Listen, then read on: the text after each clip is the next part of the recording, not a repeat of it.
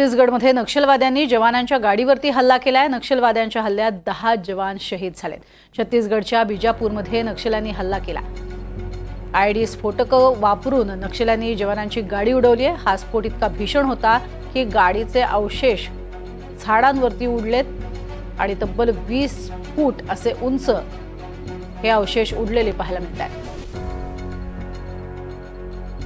स्फोटाची तीव्रता यावरून आपल्या लक्षात येते। स्फोटानंतर गाडीचे अवशेष झाडांवरती जाऊन पडलेत।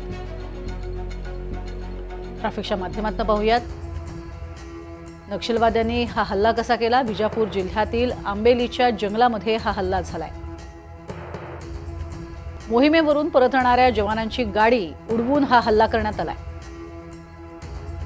रस्त्याखाली आयडी स्फोटक वापरली गेली।